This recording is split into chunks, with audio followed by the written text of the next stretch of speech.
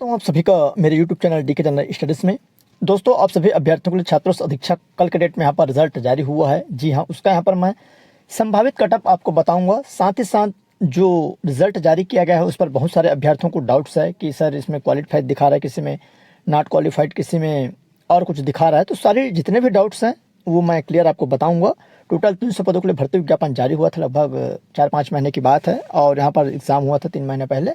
Finally यहाँ पर कल के डेट में रिजल्ट जारी किया गया है। केवल रिजल्ट जारी किया गया है, कहने का मतलब है कि आपको इतना नंबर मिला है। सभी अभ्यर्थी कंफ्यूज है कि भाई हमको हमारा सिलेक्शन हुआ है कि नहीं हुआ है। जो कि देखा जाए तो व्यापम ने जो रिज़ल्ट जारी किया है बहुत ही मेरे हिसाब से गलत रिज़ल्ट है। तो आपको आगे क्या करना मैं बता दूं, ताकि इसका जो रिज़ल्ट फाइनली जो है, जो टॉप 10 लिस्ट होता है, साथ ही साथ आपका मेरिट सूची है या कैटेगरी वाइज जो भी यहाँ पर रैंक बताया जाता है, उसको जरूर व्यापम हर एग्जाम में लागू करें, फॉलो करें। तो आपको कुछ करना होगा वहाँ पर जाकर, क्या करना मैं लास्ट में आपको बताऊंगा। तो चलिए आप वीडियो में बने रहिए। चैनल में पहली बार आए, चैनल को सब्सक्राइब जरूर कर लीजिएगा। साथ ही साथ बेल घंटी जो ऑल बटन है उसको भी प्रेस कर ले, ताकि जब भी कोई नई वीडियो आए तो उसका नोटिफिकेशन आप तक अवश्य पहुंचे। जो भी अभ्यर्थी का नंबर अच्छा रहा है उन सभी के लिए यह अच्छा रहेगा। तो चलिए मैं आपको यहाँ पर आगे बताऊंगा कि छात्रावास अधीक्षक का जो टोटल पोस्ट था 300 था, जिसमें छात्रावास अधीक्षक श्रेणी द की यहाँ पर अनारक्षित, यहाँ पर देख सकते हैं 114 पोस्ट था सामान्य अभ्यर्थियों के लिए। अनारक्षित के लिए अनुसूचित जाति में 33, अनुसूचित जनजाति में 87, अन्य पिछड़ा वर्ग में 37। तो ये टोटल था। और यहाँ पर बैकलॉग था किसका, अनुसूचित जनजाति का, कितना 29 पद। तो टोटल यहाँ पर 300 पदों के लिए भर्ती विज्ञापन जारी हुआ। तो मानकर चलिए अनुसूचित जाति के अभ्यर्थियों के लिए यहाँ पर जो पोस्ट है ज़्यादा है, 87 और 29 दोनों को यहाँ पर आप मिला सकते हैं। इसमें महिला भी है, तो चलिए महिला के लिए क्या रहेगा, तो आरक्षित में 34 महिला है, यहाँ पर आप देख सकते हैं। अनुसूचित जाति में आपका यहाँ पर 9 महिला है। अनुसूचित जनजाति में टोटल 34 महिला है। अन्य पिछड़ा वर्ग में टोटल यहाँ पर 11 महिला है। तो ये महिला पुरुष है, 2 कैटेगरी है, महिला पुरुष। दिव्यांग विकलांग के यहाँ पर कोई वो नहीं है, इसमें इस बार नहीं रखा गया था। 300 पदों के लिए इसको आप क्लियर देख लीजिए।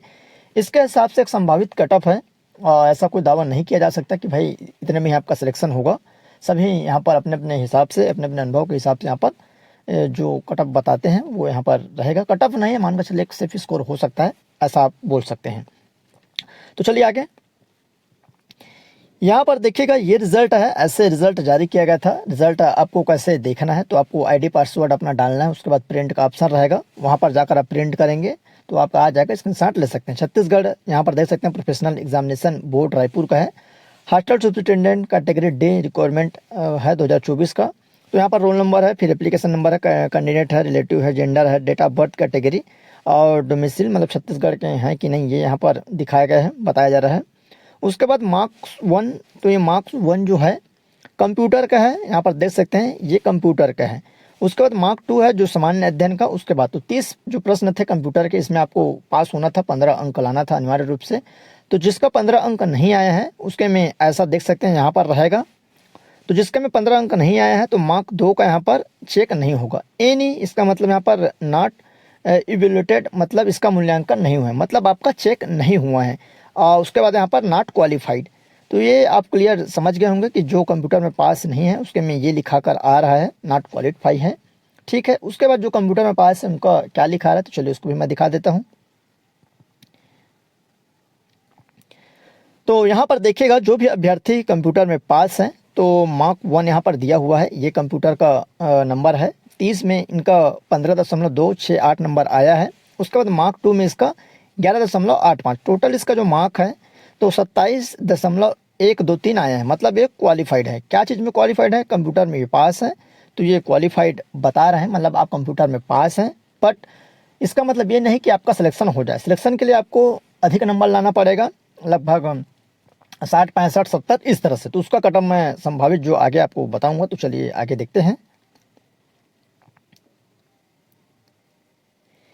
देखिए छत्तीसगढ़ व्यापम छात्रों अधीक्षक का जो एग्जाम हुआ था उसका संभावित कटअप है। लगभग 3 लाख अभ्यर्थी इसमें फॉर्म डाले थे, आसपास बैठे भी थे इतने अभ्यर्थी, और सभी लगभग एग्जाम दिलाए हैं। पेपर का जो लेवल था मॉडरेट था, और आज के डेट में पढ़ने वालों की संख्या इतनी हो गई है कि भाई कितना नंबर आ जाए कोई यहाँ पर अनुमान नहीं लगाया नहीं जा सकता, क्योंकि आज के डेट में पढ़ने वाले अभ्यर्थी बहुत हैं। खासकर इंजीनियरिंग बैकग्राउंड के जो अभ्यर्थी आ रहे हैं सब होशियार होशियार रहते हैं, तो उनका पकड़ ज़्यादा अच्छा रहता है। तो यहाँ पर मैं अपने हिसाब से जो संभावित कटअप, बार बार मैं कटअप शब्द बोल दे रहा हूँ, बट यहाँ पर आप मानकर चलिए कि इसको एक सेफ जोन, संभवतः एक सेफ जोन हो सकता है।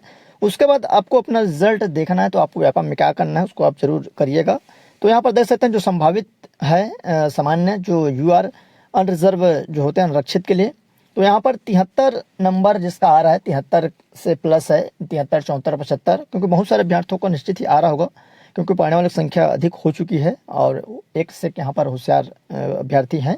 तो 73 प्लस जिनका आ रहा होगा, 1-2 नंबर आप कम कर सकते हैं, कम तो नहीं कर सकते हैं क्योंकि सामान्य अभ्यर्थी हैं, ज़्यादा ही जा सकता है।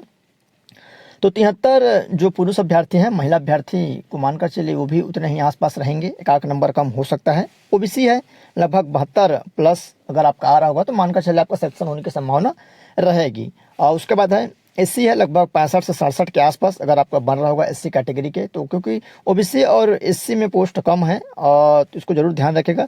एसटी है, एसटी का पोस्ट ज़्यादा है और सामान्य, तो सामान्य में अधिकांश यहाँ पर ओबीसी वालों को फ़ायदा मिलता है आज की स्थिति में, क्योंकि ओबीसी वालों की जो जनसंख्या है पढ़ने में, अब इन लोग भी आगे बढ़ गए हैं, तो निश्चित यहाँ पर ओबीसी वालों को थोड़ा सा फ़ायदा होगा, तो इनका कटअप यहाँ तक जा सकता है। एसटी जो है, एसटी का लगभग 63-60 प्लस के आसपास, जैसे 60, 62, 64, 65 जिनका आ रहा होगा, चाहे महिला हो या पुरुष हो, तो निश्चित ही आप मानकर चल सकते हैं कि आपका यहाँ पर चांस बनेगा।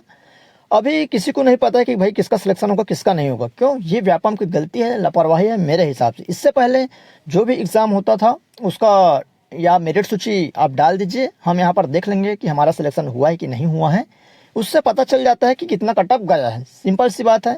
इससे ये अभ्यर्थियों में भ्रम फैल जाता है, मतलब आप भ्रमित कर रहे हैं, सीधी सी बात है।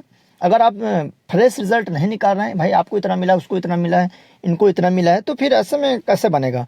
तो मेरे हिसाब से व्यापम को क्लियर रहना चाहिए सभी अभ्यर्थियों का, क्या क्या होना चाहिए। तो चलिए मैं आपको बता दूं, तो आपको व्यापम में जाकर आवेदन जरूर दीजिए। क्या आवेदन देंगे, इसको आप अच्छे से बनाकर, जो भी अभ्यर्थी जिनका 70 आ रहा होगा, 70 के आसपास, 65 के आसपास, तो इसको जरूर एक निवेदन करिए, जो आवेदन है उसको जरूर दीजिए, जो नियंत्रक है उनके माध्यम से, चेयरमैन है। सबसे पहला कोई भी एग्जाम हो, अभी आप हॉस्टल वार्डन के लिए करिए कि टॉप 10 लिस्ट जरूर जारी करें कि भाई कौन टॉपर बना है, कौन किसका कितने नंबर आए हैं। इसको जानने का हर अभ्यर्थियों को अधिकार है, हर कैंडिडेट को, चाहे वो 1 नंबर पाए रहे हैं, चाहे 0 पाए रहे हैं या वो 100 पाए रहे हैं, ताकि पता चलता है कि लेवल कितना था, कैसे था, वो कितना नंबर टॉपर गया है, कि 80 गए, कि 82 गए, 85 गए हैं। इससे एक जो जागरूकता होती है तैयारी करने का कि इस बार इतना गया है तो मैं ऐसे पढ़ूंगा इस हिसाब से, तो निश्चित ही टॉप 10 लिस्ट जारी करना चाहिए व्यापम को हर एग्ज़ाम का। अगर आप एग्ज़ाम ले रहे हैं, कंडक्ट करा रहे हैं, ऐसा नहीं है कि आप रिजल्ट जारी कर दें, फिर रिजल्ट अंदर ही अंदर आप विभाग को भेज दें, विभाग फिर किसको सिलेक्शन ले रहा है किसको नहीं ले रहा है, ये बिल्कुल गलत बात है। और इस वीडियो को भी आप जरूर पहुँचाइए व्यापम तक, या नहीं पहुँचा सकते तो आप आवेदन दीजिए। जो आसपास जिले वाले हैं, रायपुर वाले तो बिल्कुल जाकर दे सकते हैं, जो आसपास वाले हैं बिल्कुल दीजिए। उसके बाद सभी जो अभ्यर्थी हैं उनका ऑल ओवर रैंक दिया जाए, उसी में जो रिजल्ट दिया उसमें ऑल ओवर रैंक कि भाई आप 50,000 में हैं कि आप 40,000 में हैं, ये जरूर दीजिए।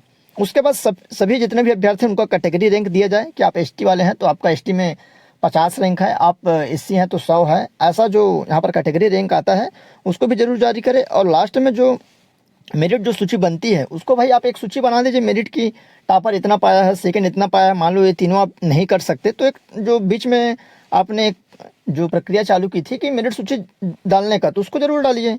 अब ऐसा नहीं कि हर आदमी यहाँ पर पूछ रहा है कि मेरा सिलेक्शन होगा कि नहीं होगा, उससे पूछ रहा, कोई उससे पूछ रहा मेरा इतना आया होगा कि नहीं होगा, मतलब हर आदमी भ्रमित है। तो ऐसा बिल्कुल नहीं होना चाहिए, बिल्कुल सरासर गलत है, चाहे व्यापम हो चाहे पीएससी हो।